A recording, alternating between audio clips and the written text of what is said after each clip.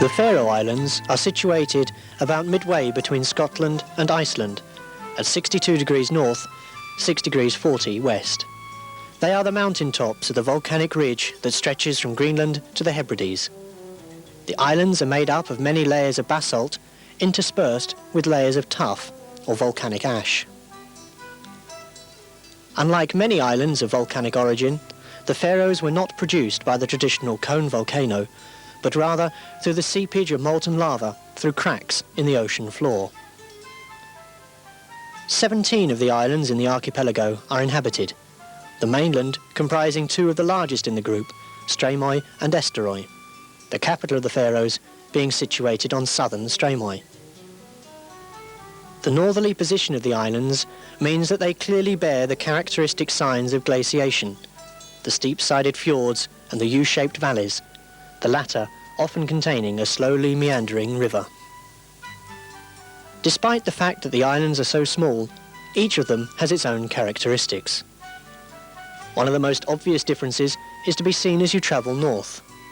On Suðuroy, the southernmost island, the landscape is quite markedly different from that on the northern islands. The lower, rounder hills of the south are gradually replaced by the steeper, higher mountains of the north. The climate, however, is not as cold as might be expected from the island's northerly position. The warm waters of the Gulf Stream keep the temperature surprisingly constant throughout the year. The average temperature during the winter months is about 7 degrees Celsius, which means that though snow does fall, it rarely stays for long. However, the tops of the mountains can still have snow in places as late in the year as the month of May. Summer temperatures can rise above 20 degrees Celsius, allowing the few beaches on the islands to resemble those of the Mediterranean, rather than what might be expected of islands so far north of Scotland. The sea around the islands has a fairly constant temperature, ranging from 10 degrees Celsius in the summer to 6 degrees in the winter. This oceanic climate means that the weather is very changeable. The sun of 1 minute can quickly give way to fog or rain. Even a short car journey can take the traveller through a surprising variety of different weather. The winter can see some quite dramatic storms, though the summer is free of such powerful demonstrations of nature's might. But the various currents and streams around the islands have had other important side effects for the islanders, apart from giving them an unpredictable climate. It is not unknown for timber from South America or even Siberia to have found its way to these shores. In fact, one of the Faroes' leading artists, Tróndur Pettersson, has built his house entirely from wood found around the islands. One other aspect of the climate is, of course, the difference between the light in the summer and that in the winter. For 2 months in the summer, night never really falls, the skies keeping a twilight colour for the hours around midnight. There may be no actual midnight sun, but in the north, the horizon maintains a pink glow for the few short hours the sun is not visible. In the winter, on the other hand, the sun is only above the horizon for a few hours, and darkness falls very early. Some villages never see the sun for 3 months of the year because they lie in the shadow of mountains to the south. This light is extremely popular amongst European artists, many of whom travel to the Faroes in the summer to be able to capture its special quality on canvas. Despite being on the edge of the European village, the Faroes enjoy excellent connections with the countries around. 3 car ferries link the islands with Denmark, Scotland, Shetland, Norway and Iceland, all docking in the capital, Tórshavn. One of these ferries sails to Aberdeen in Scotland all year round. The other routes only operate during the summer months. Those visitors that arrive by air will land at the airport on the island of Voage. There are twice daily flights to Denmark all year round, and a regular service to both Iceland and Scotland. Travelling around the islands themselves is as easy as reaching them in the first place. The Faroes have an extremely modern transportation system which not only comprises excellent road links to both the airport and Tórshavn, but the public transport system is of a high standard. This latter consists of ferry services, most of which are car ferries, to all of the islands, bus routes which link most of the island's villages, as well as a helicopter service that makes travel to some of the more remote villages in the group very easy indeed. For those who prefer driving themselves but cannot bring their own cars, there are of course rent-a-car facilities available at both the airport and in Tórshavn. The Faroes are a part of the Kingdom of Denmark. However, they have home rule, which gives them independence in all but matters of foreign affairs. This means that laws in Denmark are not necessarily valid for the islands, the Faroes having their own legislature, Løgtingið. However, even within the area of foreign affairs, the Faroes have a certain amount of freedom. Because the whole economy relies upon the fishing industry, the Faroes have the right to enter fishery agreements with other countries. This loose relationship with Denmark has sometimes come under attack, and there are many on the islands who would wish to see complete independence, though equally there are others who would like to see closer links with Denmark maintained. The Faroes have been inhabited for over 1,000 years.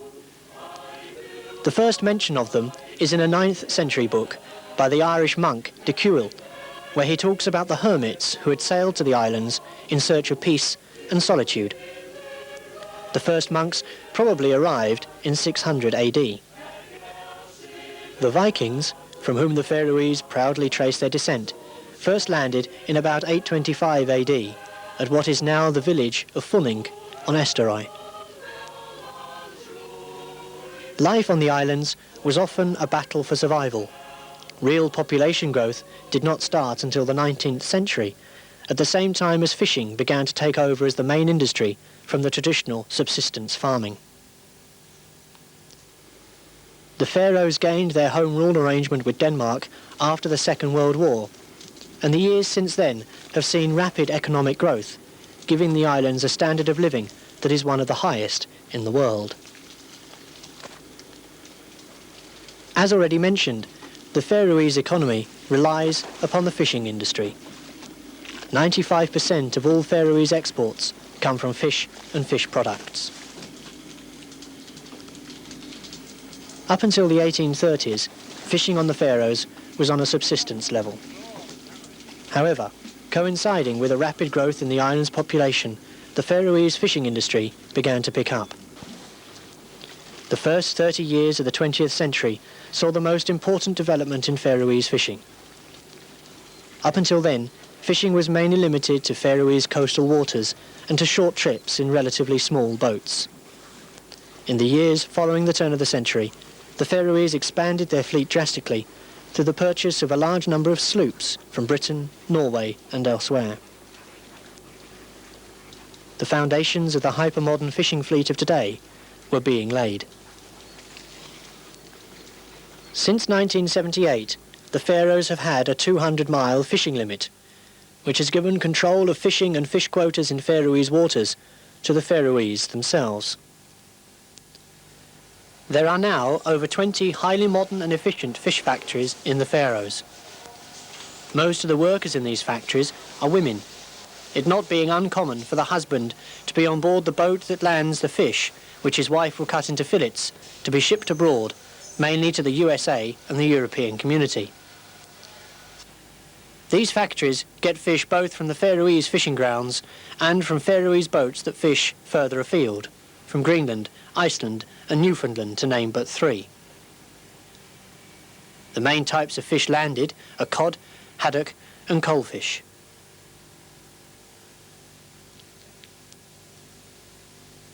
The 80s saw a rapid rise in fish breeding on the islands, which is now one of the most important export earners.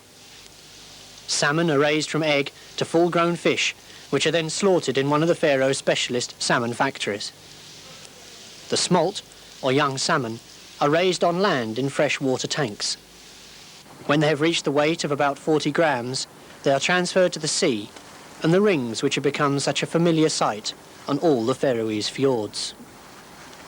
The salmon remain in these rings for about 2 to 3 years before they are taken, by which time they weigh about 5 kilos. The actual name of the islands, Faroe, is thought to mean Sheep Islands, a name given to them by the Vikings on their arrival here. In the past, sheep have been very important to the island's economy. An old saying goes, "Wool is Faroese gold." Nowadays, they are of much less importance, the 70,000 or so sheep providing only a small part of the lamb eaten by the inhabitants. However, sheep are still important culturally for the Faroese.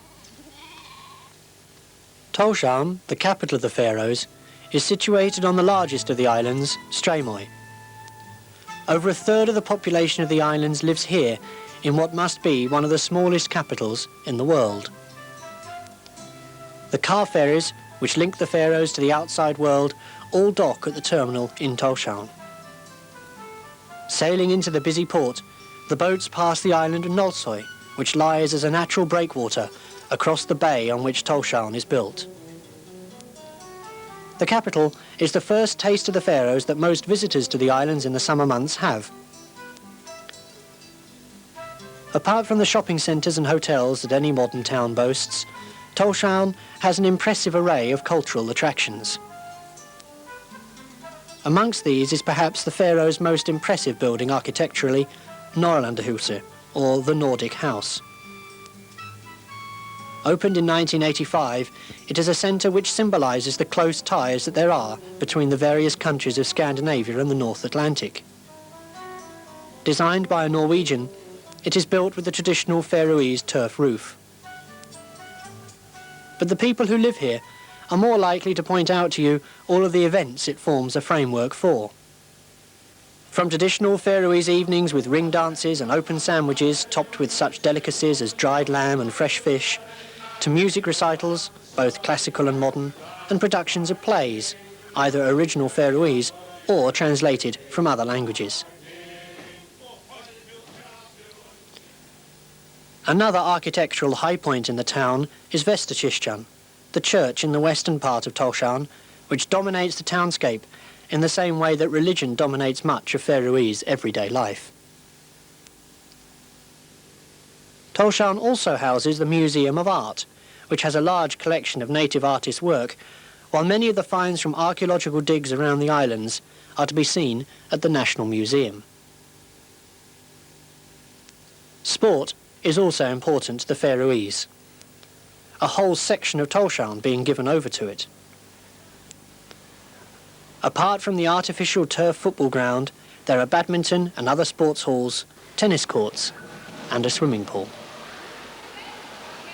During the mild summer months, the sea around the Tinghus, or Parliament building, becomes the centre for much communal activity, from simple strolls in the summer sun to open-air political meetings and the annual opening of Parliament.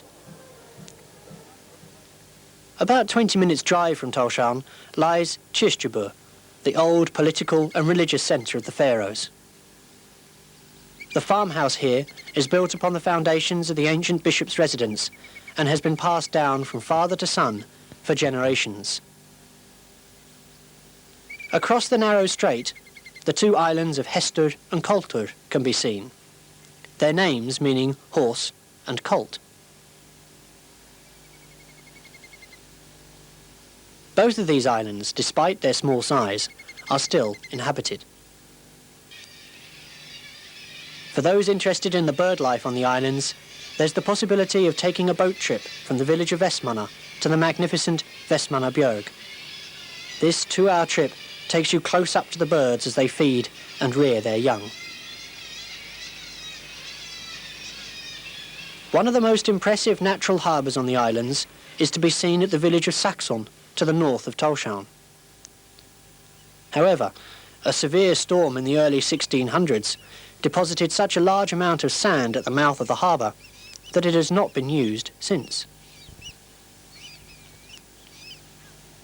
The church in the village is the second oldest on the islands. It was moved from the village of Tjutnavuik in 1858.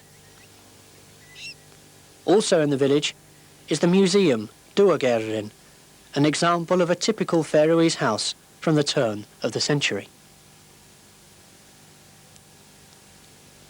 On the very north of Streymoy is the village of Tjutnavuik.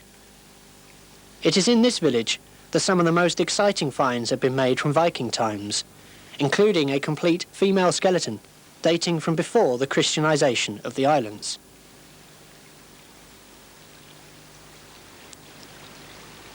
The view north from the village takes in the northern tip of the island of Eysturoy, with the two stacks, Risin or Chetlingin.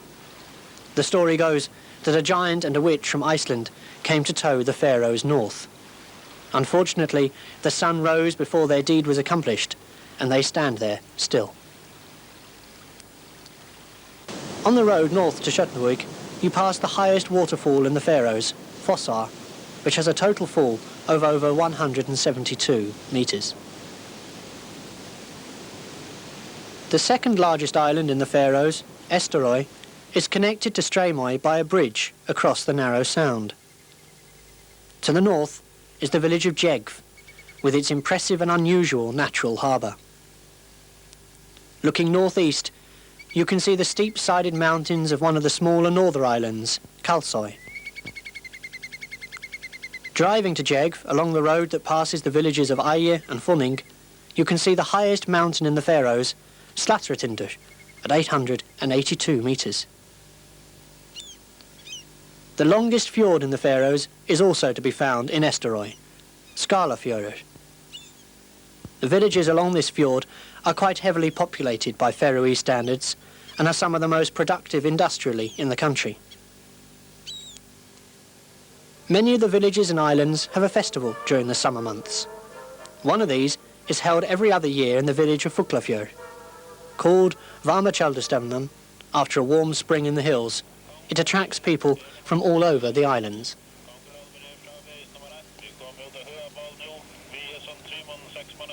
The largest town on the northern islands is Klaksvík, on the island of Borøy. With the mouth to its natural harbour protected by the island of Kunoy, it is the most important fishing port in the Faroes. The church in Klaksvík is the largest on the islands and is unusual in that the roof construction is based upon the traditional roof of large Viking halls. A museum in the village is devoted to the preservation of traditional Faroese life and cultural history. The island of Kunoy is a good example of the Faroese policy to keep small villages and their important cultural life alive. The island is connected to Borøy by a causeway, and the villages on Kunoy are linked to each other by a tunnel, despite the fact that so few people live there. The northernmost village on the islands is Viðareiði, on the island of Viðoy. Also on this island is Enniberg, the northernmost point of the Faroes and the highest sheer cliff face in Europe, rising as it does 720 metres out of the sea. This area of the islands is also famous for its extremely rich bird life. Indeed, one of the two islands that lie off Viðoy is Fugloy, which means Bird Island. The other island is called Svoinoy. The westernmost island of the group is the island of Mykines. This is one of the best known of the islands because of the thousands of birds that have their homes on the island's steep cliffs. Mykines is the only place in the Faroes where gannets have their nests. The island is famous for something else as well. The Faroes' greatest painter, Sámal Elias Mykines, was born here and used the village as the motif for many of his paintings. The Museum of Art in Tórshavn has a large collection of his work, and the church at Kirkjubø has an altarpiece painted by him. Visitors to the Faroes who arrive by plane will land at the island's airport on Vågøy, Mykines' closest neighbour. The largest lake on the Faroes, Leitisvatn, is to be found here, and on its banks, Vatnsøyar, the only village in the Faroes not to be built on the sea. One of the less pleasant aspects of Faroese history is also to be found on Voar. At the end of Leitisvatn is a high cliff called Trelanúpa, or Slave Cliff. In pre-Christian times, slaves that had outlived their usefulness were taken to the top of the cliff and thrown into the sea 164 metres below. During the 16th century, the head of the Faroese government, called Lögmaður, had his official residence in Sandavágur, one of the villages on Voar.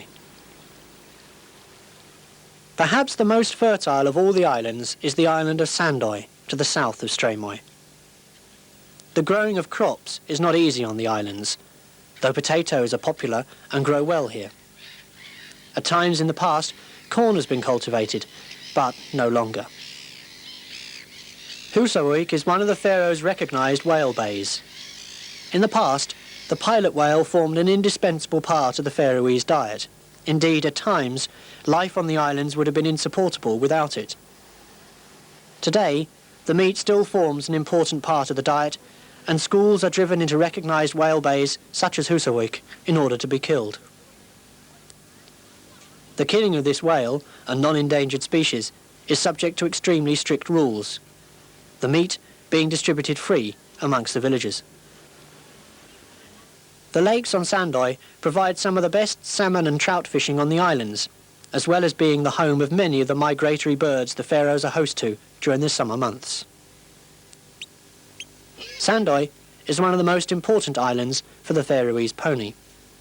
This is an independent race which has close links with the ponies of the southwest of England.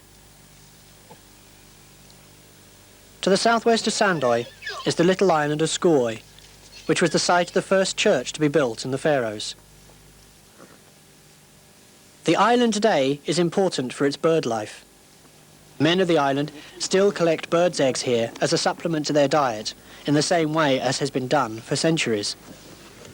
Swinging at the end of a rope over the steep cliff sides, the eggs are collected as part of a carefully controlled husbandry of the bird population. The Faroese have, in the past, been very reliant on birds as part of their diet, though such a source of food is no longer of the importance it once was.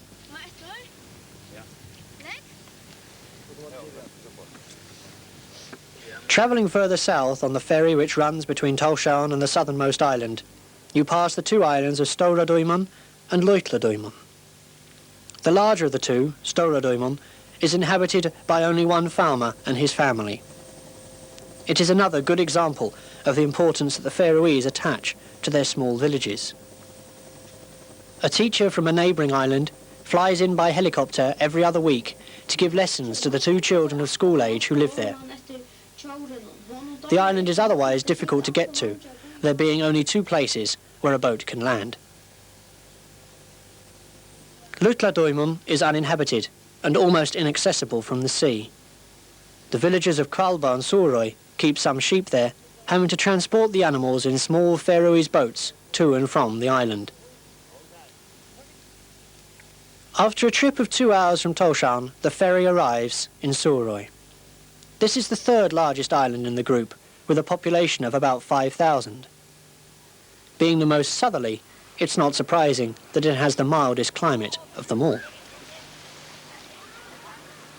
The first of the many tunnels that now link the villages of the islands together was opened in 1963 between the villages of Hvalba and Tvøroyri. Suðuroy is a marvellous island for those who are keen on walking. The smoother, rounder landscape lends itself to long trips through the hills better than any other island in the group. Before the building of the extensive road network that now links all but one of the island's villages together, any trip from one village to another had to take place either by boat or on foot, and that meant over the mountains. For that reason there are paths marked with verja or cairns, piles of stones shaped as a pyramid, to show the way ahead. Many of these are still there and work as public rights of way, though it is inadvisable to wander from them. To view the Faroese countryside at its best, it is necessary to leave the roads and walk one of these paths. Those who choose to walk one that follows the edge of the cliffs will be rewarded with some of the most magnificent sights of seabirds available anywhere in the world. One of the most easily accessible of all the sites is Beinisfjord, an imposing cliff rising 470 metres out of the sea, here on Suðuroy.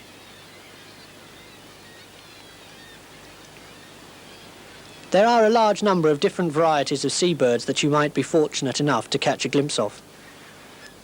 You can watch as cormorants dive into the sea to surface with a fish in their beak, or see the kittiwake sitting on their nests, awaiting the return of their mate and the supply of fish. Puffins are plentiful, and always a popular sight, their ungainly flight contrasting sharply with their adroitness in and under the water. Other birds range from guillemots to fulmars and razorbills. The cliffs are home to thousands of these birds, making a trip to see them a memorable experience. The southernmost village in the Faroes is called Sumba. As in many other places on the islands, the villagers here do much in order to keep alive the old Faroese traditions, in this case, the Faroese ring dance. The southernmost point of the islands, Akraberg, was the site of the last village to accept Christianity. This did not happen until 1350, when the Black Death killed all but a very few of the inhabitants. The survivors fled north to Sumba and embraced Christianity at the same time. Wherever you find yourself on the islands, there is one thing that cannot be escaped: the sea. It is the sea that has shaped so much of Faroese life in the way it has shaped the islands the people inhabit. The Faroese have come to know and respect this element that brought their forefathers to these rugged shores so many years ago, and which has provided the source of much of their food through good times and bad, as well as being the foundation for the modern society they have created. The islanders have ridden the waves of the ocean as they have the waves of time. The capriciousness of the sea and the instability of existence have worked together to create the people the visitor now meets, a people that, like the sea, hold hidden depths and exciting possibilities. A trip to the Faroes is an experience that will linger long in the memory of anyone privileged enough to travel there.